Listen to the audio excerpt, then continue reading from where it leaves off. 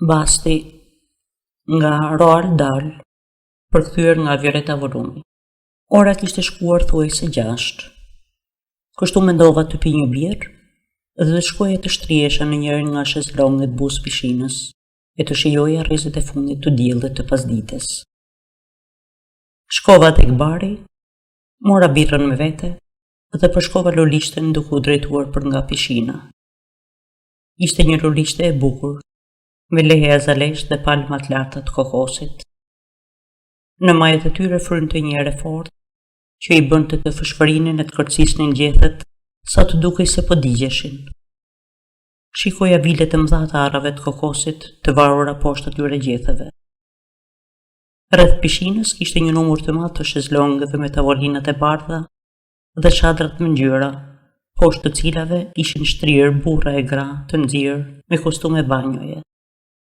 Brenda në pishinë ishin 3-4 vajza, edhe një dyzinë të rinj që spërkateshin me ujë e bënin shumë zhurmë, po luanin me një top të madh parigone. Qëndrova një çast t'i shikoj. Vajzat ishin angleze, kurse djemtë mu duken si amerikan. Ka të ngjarë që t'ishin kadet të marinës. Duhet të kishin zbarkuar nga anija e shkollës amerikane që kishte arritur atë mëngjes. U drejtova tek një çadër e verdhë dhe zura dhe në një shezlong të lirë. Mbusha gotën e birrës dhe pastaj u shtriva në orë dhe ndeza një cigare. Që shumë i këndshëm ai pushim në hije me birrën dhe cigaren. Dhe i tillë ishte edhe spektakli që ofronin të rinj tek llokoqiteshin. Dukej se djemtë amerikan po shkonin krejt mirë me anglezët. Kishin arritur në pikën që zhyteshin poshtë ujit dhe i tërhiqnin ato poshtë prej këmbëve. Pa pritur, vura re një burr të mshuar që po ecte me hap të shpejt gjatë bordorit të pishinës. Ishte i veshur me të bardha dhe po shpejtonte duke kërcyer nga pak në çdo hap që bënte, e ngrihej në majë të gishtrinjve.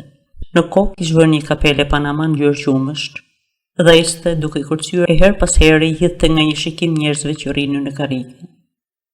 Unë dalë përpara meje dhe buzëqeshi, duke treguar 2 rrjeshta dhëmbësh të vegjël, të çarregullt e pak të nxirr.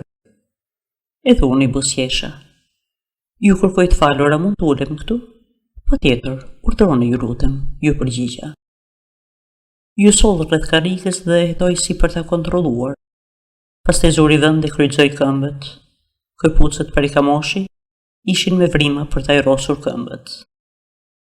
Mbrëmje e bukur, tha. Të tilla janë të gjitha mbrëmjet këtu në Jamaica. Nuk arrija dalloja nga theksi nëse ishte spanjoll apo italian. Sidoqoftë, bëri fjalë për një amerikano-jugor. Edhe ishte plak, tani po e shihja nga afër. Rreth 68-70 vjeç. Po, përgjigja, është një mrekulli këtu. E nëse më lejohet, kush janë ato atje? Nuk janë të hotelit, edhe tregoj të rinjt në pishinë. Besoj se janë marinar amerikan, apo më mirë të themi amerikan që kanë nisur karrierën në marinë. Sigurisht janë amerikan, kush tjetër do bënte kaq shumë zhurmë? Jo, nuk jeni amerikan apo jo? Jo, nuk jam amerikan. Papritur përpara nesh u shfaq njëri prej kadetëve amerikan. Kullonte ujë dhe kishte pranë njërin nga anglezët. Të zona janë këto karrige? Pyeti. Jo, përgjigja unë. E ju vjen keq po t'ulem? Ju lutem, faleminderit. Në dorë kish një peshqir dhe kur ul e hapi atë dhe nxorri një paketë cigaresh dhe një çakmak. I ofroi një vajzës që e refuzoi. Pastaj më ofroi mua që e pranova, kurse burri i shkurtër tha: "Jo, ju faleminderit, preferoj puron." Ai nxorri një mbajtse purosh prej lëkure krokodili dhe nxorri një prej saj. Pastaj nxorri edhe briskun me një këshër të vogël dhe preu majën e puros. "Doni t'ju andes?" Djaloshi amerikan zgjati çakmakun. "Me këtë herë nuk do të ndizet." "Sigurisht do të ndizet gjithmonë." Burri hoqi nga goja purën, përkuli kokën nga njëra anë dhe shikoi djaloshin. "Gjithmonë?" "Nuk bën çapa sa të një herë, të paktën dorën time." Gjithnjë me kokën të përkulur nga njëra anë, burri vazhdoi ta shikonte djaloshin. Mirë, kështu ju po thoni se këtij çakmaku të jashtëzakonshëm nuk i shkon huq as edhe një herë? Kështu po thoni apo jo? Sigurisht e bëri djaloshi, pikërisht kështu. Duhet ishte 19-20 vjeç, me një fytyrë hollake pikaloshe, e me një hund si sjep mjaft të zgjatur. Gjoksin nuk e kishte të nxirë, dhe kishte edhe aty quka, si dhe disa qimet të kuqe të rralla. Në dorë mbante të shtrënguar çakmakun, gati për të rrotulluar rrotëzën. Nuk i shkon huq as atë një, përsëriti duke buzëqeshur dhe duke se po shiste mend. Ju siguroj se nuk bën çap as edhe një herë. Një moment, ju lutem, tha plaku. Dora me cilën bante puron, u ngrit lart si donte të ndalonte trafikun. Vetëm një moment, ju lutem. Fliste me zë të ullët, me një zë monoton, pa ja ndarë sy djaloshet. A dëshron të vëm bast dhe i busjeshit. A dëshron të vëm një bast të vogël nëse çakmaku yt ndizet? E pse jo, le të vëm një bast. Pra pranon të vëm bast? Po tjetër, është buka ime e përditshme, tha djaloshi. Burri heshti, po studion të puron e tij, edhe të them të drejtën nuk më pëlqente mënyra sjelljes së tij. Të krijonte përshtypjen sikur diçka donte të nxjerrte nga kjo. Në të njëjtën kohë, më dukej se diçka shihte, një sipun sekreti të tij. E pa përsëri djaloshin dhe tha duke u mshuar fjalëve. Edhe mua më pëlqen të vëbaste. E përse të mos bëjmë një bast të vogël? Biles, të bëjmë një bast të madh.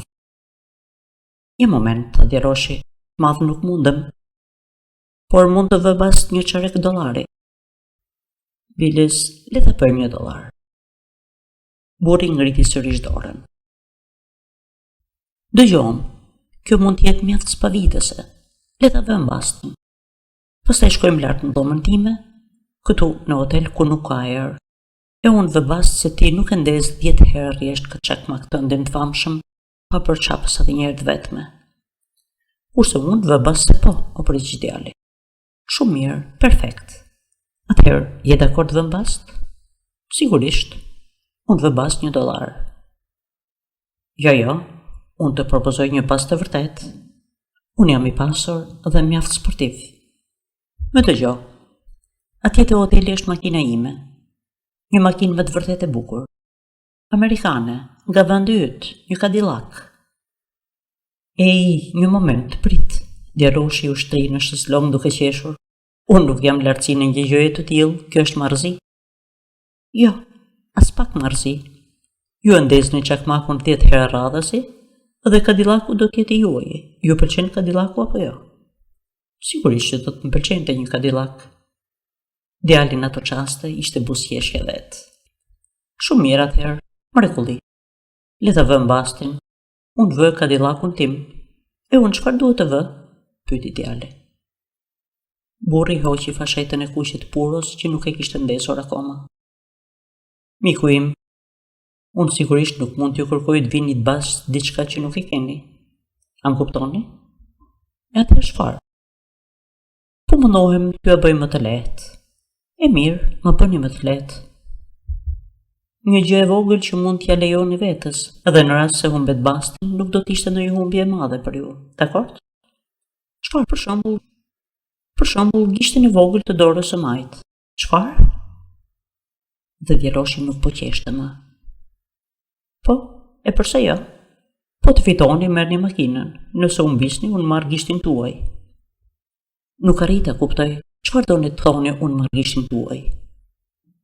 E pres. O zot i madh, po ky nuk është një bast, kjo është një marrëzi.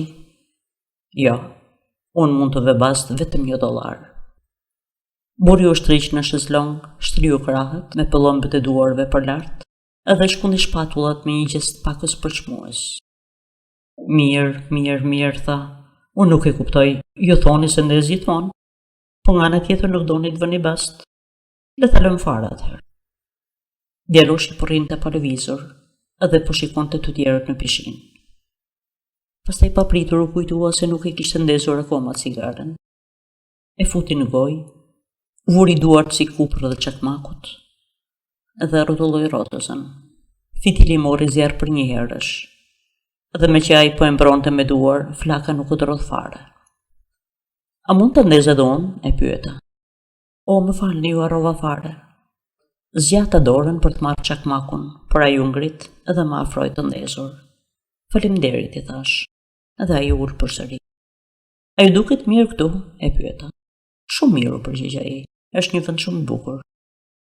Pasoi një heshtje gjatë së cilës vura re se burri i shkurtër e kishte turbulluar djalin me propozimin e tij absurd. Ai rrinte ulur pa lëvizur, edhe duke sheshit se brenda ishte grumbulluar një farë tensioni. Pas pak filloi të lëvizte dhe po fërkonte gjoksin, më pas qafën. Pastaj vuri të dy duart në gjunjë dhe filloi të binte gjunjëve me shuplaka.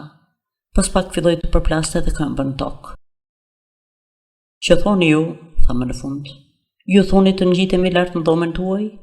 E nëse unë ja dal mban të ndez 10 herë këtë gjën, do ta fitoj Cadillacun? E nëse nuk ndizet një herë të vetme, unë humb gishtin e vogël të dorës së majt? Kështu thoni? Eksakt, ky është basti. Por më duket se ju keni frikë.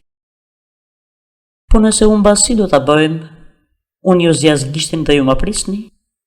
O jo, nuk bëhet as pak kështu, sepse mund të ndoheni të mos ma zjasni gishtin. Jo, ne do të bëjmë kështu.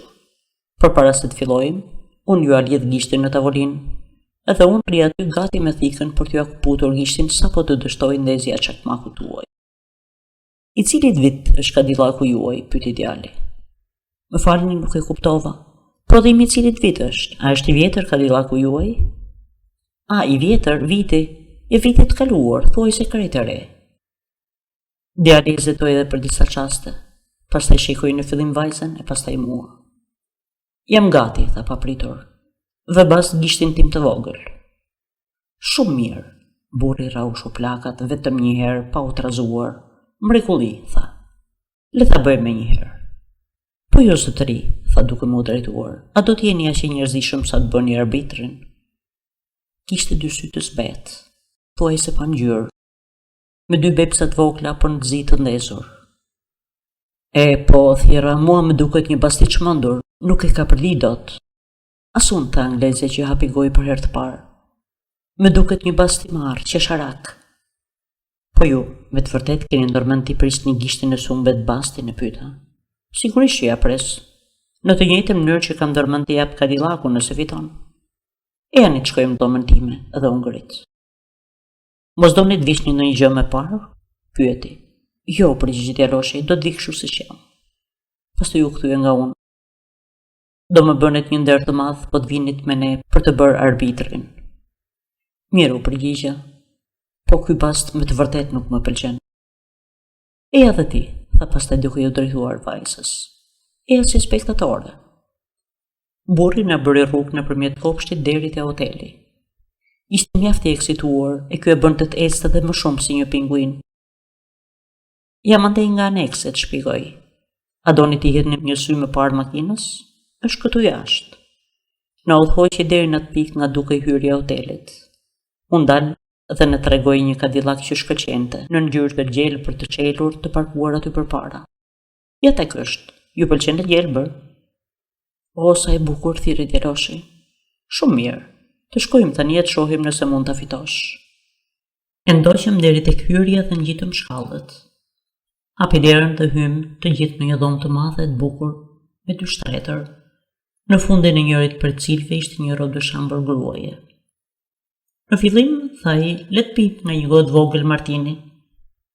Shishet ishin me një tavolinë të vogël në qoshet dhomës, bashkë me një sheker, akull dhe disa gota. Filloi të përgatiste gotat, por më pari arazilës. Edhe në fakt trovitëm derë, dhe në dhomë hyri një kameriere me ngjyrë. Thjeri ai.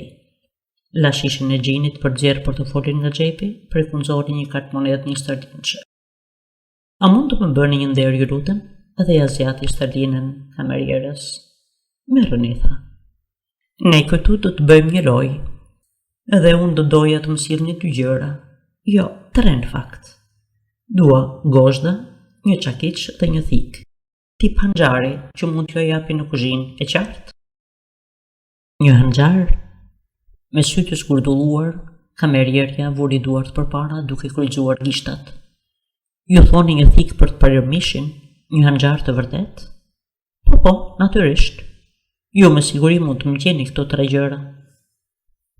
Mirë, zotëri, po përpiqem, po shkoj t'i marr, dhe doli nga dhoma. Burri shpërndau gotat me Martini, po qëndronim ashtu me Martinën në dorë, edhe po e pinim me glonka dal nga dal. Djaloshi me atë fytyrën gjatoshe e pikaloshe, me hunden me maj, lakuriq vetëm me rrobat e banjas në ngjyrë kafe të dal boje. Anglezja, një vajzë bjonde me trup të rregullt, me një kostum banjoje të kaltër, që shikonte djaloshin tek pinte Martinin e tij. Burri me ato sytë e tij pa ngjyrë, dhe i veshur me të bardha, që pinte ai Martinin e që nuk ja ndante sytë vajzës me kostum të kaltër. Nuk po gjeja qetësi. Ai plak dukej se i kishte seriozisht. Dukej se kishte me të vërtet nërmend t'ja priste gishtin. Dreqe e martë, po sikur me të vërtet e djalosh ta humbiste bastin. Do të na duhej ta çonim në spital me atë Cadillac që nuk mundi të fitoj. Një çmenduri e madhe kjo. A nuk ju duket me të vërtet çmenduri ky past? E pyeta djaloshin. Kurse mua më duket një past i bukur, më përgjigj ai. Kishte prirë plot një gotë Martini. Kurse mua më duket marrësi, ndërhyri vajza. Po sikur të humbasësh, nuk ka rëndësi. Tani që e mendoj, nuk besoj ta kem përdorur ndonjëherë këtë gisht. Ja. Djali shtrëngoi gishtin e vogël me dorën e djathtë. Ka qenë gjithmonë këtu e nuk ka bërë asgjë për mua. Pse të mos e vënë në bast? Jo, më duket një past i bukur. Burri buzëqeshi, mori shekerin dhe na i mbushi sërish gotat. Përpara se të fillojmë, po i dorëzoi arbitrit çelësat e makinës. Nxori nga xhepi çelësat dhe mi dha. Letrat, dokumentat e qarkullimit dhe sigurimi janë në kryeskotin e makinës. U kthye kamerierja me ngjyrë. Në njërën dorë kishte një hanxhar të vogël, nga ata që përdorin kasapët për çoptuar kockat. Dhe në dorën tjetër, një çekiç dhe një qese me gozhda.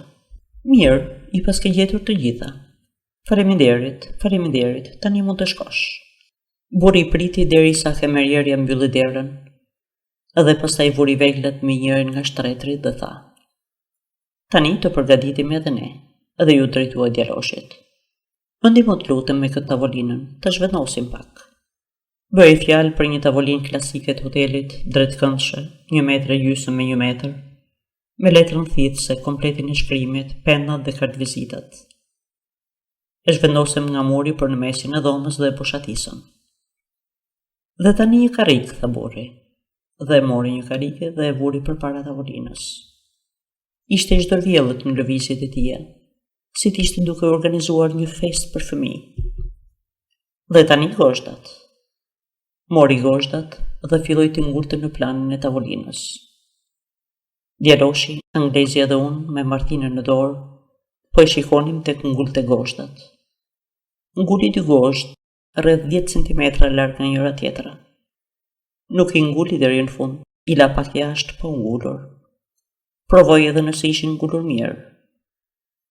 Ky qen birqeni duket se e ka bërë edhe herë të tjera, thash me vete. Nuk hezitoj as edhe për një çast. Tavolina, gozhdat, çekiçi, hanxhari. E ditë ka mirë çfarë i duhet e si duhet i vendos. Dhe tani tha, na duhet edhe litari. E gjeti edhe litari. Shumë mirë, më në fund jemi gati. Ju lutem, më mund të uleni këtu? I kërkoi djalit. Ky la gotën dhe ul. Tani vendose dorën e majt në mes të këtyre 2 gozhdave. Gozhdat shërbejnë vetëm për të lidhur dorën dhe për të mbajtur të palëvizur. Shumë mirë. Tani do ju lidh dorën. Do e siguroj në tavolinë. Kështu, mbështoll litarin rreth pulsit të dorës disa herë, pastaj rreth pëllëmbës, pastaj lidhe tek gozhdat. E shtrëngoi fort. Bëri një punë aq të mirë sa kur mbaroi, djali nuk kishte asnjë mundësi ta tërhiqte dorën, por mund t'i lëvizte gishtat. Tani mblidhen një grushç me gishtin e vogël jashtë. Duhet ta vendosni gishtin e vogël në tavolinë. Perfekt, tani jemi gati. Me dorën e djathtë mund të përdorësh çakmakun. Një moment, ju lutem. U hodh deri tek shtrati dhe mori hanxharin. U kthye në tavolinë, gati, me thikën në dorë. Jemi gati, tha. Zoti arbitër, na thoni kur duhet filloj. Anglezja me kostumin e saj të kaltër arrinte pa hapur gojë pas karrikës së djaloshit. Djali qëndronte pa lëvizur, me çakmakun në dorë, duke vështruar hanxharin, kurse burri më shikonte mua. A jeni gati? E pyeta djaloshin. Gati jam. Po ju drejtova burrit. Mëse gati, u përgjigj, dhe ngriti në ajër hanxharin. E mbante rreth gjysmë metri mbi gishtin e djalit, gati për t'ia kuputur. Djali vështronte pa ju dridhur qerpiku dhe pa hapur gojë. U mjaftua me një të ngritur të vetullave edhe të rrëdhosur të ballit. Mirë, i thash, fillo. Atë djali tha, ju lutem, a mund të numëroni me zot lartë? Patjetër, ju përgjigja, do të numëroj. Ngriti gishtin e madh mbi rrotëzën edhe me një lëvizje rrotulloi. U duk shkëndia edhe fitili mori flak. U duk një flak i verdh. Një, numërova unë. Nuk i fryu flakës, uli kapakun e çakmakut edhe priti 5 sekonda para se ta ngrinte përsëri. Një tjetër shkrepje, shumë e vendosur, dhe përsëri u ngrit flaka. 2. Asnjëri nuk thonte asgjë. Djali mbante sytë ngrur te çakmaku, kurse burri tunte hanxharin. Edhe ai shikonte çakmakun. 3. 4. 5. 6. 7. Ishte me të vërtet një nga ato çakmak që funksionojnë. Nga guri i çakmakut dilte një shkëndije e madhe dhe fitili kishte gjatësinë e duhur. E shikoi atë gisht të madh tek bënte shkrepjen dhe ulte kapakun pas çdo ndezjeje. Pasonte një pauzë. Pastaj gishti i madh e hapte sërish çakmakun. E gjithë puna kryhej nga gishti i madh. Gjithçka e bënte gishti i madh. Mora frym gati për të thënë 8. Gishti i madh lëvizi. Guri nxorri shkëndijen dhe flaku u shfaq. 8, thash. Ndërsa po thoja u hap dera. Të gjithë u kthyem dhe pam në pragun e derës një grua të vogël me flokë të zinj, mjaft të vjetër në moshë. Ndonjë pa lëvizur disa sekonda, pastaj u sul në dhomë duke bërtitur. Carlos, Carlos! Je kapi pulsin, i hoqi ikën nga dora, e hodhi mishtrat. Pastaj kapi burrin nga jaka e çaketës dhe filloi ta shkunte në mënyrë energjike, duke i folur me shpejtësi dhe me zot lart, me një ton të ashpër, në një gjuhë që duhet ishte spanjisht. E tumta aq fort sa mezi arrinim ta shihnim. U bë si një hije, si një fantazëm e turbull që lëvizte me një shpejtësi, si rrezet e një rrote që sillet shpejt. Pastaj u ngadalsua dhe rifitoi pamjen e vërtetë. Gruaja tërhoqi thuajse zvarr dhe shtyri të ulej në shtrat. Qëndroi aty ulur në skaj, duke rrahur qerpikët e duke prekur kokën si për të siguruar se i kishte akoma në vend. Më vjen keq, tha gruaja, më vjen me të vërtet shumë keq për sa ndodhi. Fliste një anglisht thuajse të përsosur. Ishte një gjë kaq e tmerrshme, vazhdoi. Dhe besoj se faji është i imi. Mjafton që ta lë 10 minuta sa për të shkuar tek parrukerja dhe ai rifillon. Nuk e humba se edhe një çast. Duke i me të vërtet se i vinte keq të se ishte shqetësuar. Ndërkohë djaloshi po zgjidhte dorën. Vajza qëndronte pas tij pa thënë as edhe një fjalë. Është me të vërtet një kërcënim. Aty tek ne ka prerë 47 gishta, 47 njerëzve të ndryshëm, dhe ka humbur 11 makina. Në fund e kanë kërcënuar të mbyllin në një vend, ndaj dhe kam sjellë këtu. Thjesht po vinim një bas të vogël, belpsoi burri nga shtarati. Ma mbërmendje se ke vënë bas një makinë, tha gruaja. Po, përgjigj djali, një Cadillac. Ai nuk ka asnjë Cadillac, ajo është makina ime. E ky i bën gjërat edhe më keq. Dhe bast se nuk ka asgjë për të humbur. Më vjen turp për te, dhe ju kërkoj me të vërtet të falur. Ishte mjaft simpatike. Mirë, i thash, ja dhe qelsi makinës suaj. Dhe e vura mbi tavolinë. Thjesht po vinim një bas të vogël, belpsoi sërish plaku. Nuk i kam mbetur me asgjë, tha gruaja. Nuk kam me asgjë në botë. Në të vërtetë, prej ca kohësh, ja kam fituar unë të gjitha. U desh kohë, shumë kohë. Nuk ka qenë thjesht, por në fund ja kam fituar të gjitha. Shikoj djaloshin dhe i buzëqeshi, me një buzëqeshje të trishtuar, pastaj ju afrua dhe zgjati dorën për të marrë çelësin. Edhe kështu ja pash atë dorë, edhe më duket se e kam akoma para syve. I kishte mbetur vetëm një gisht përveç gishtit tregues.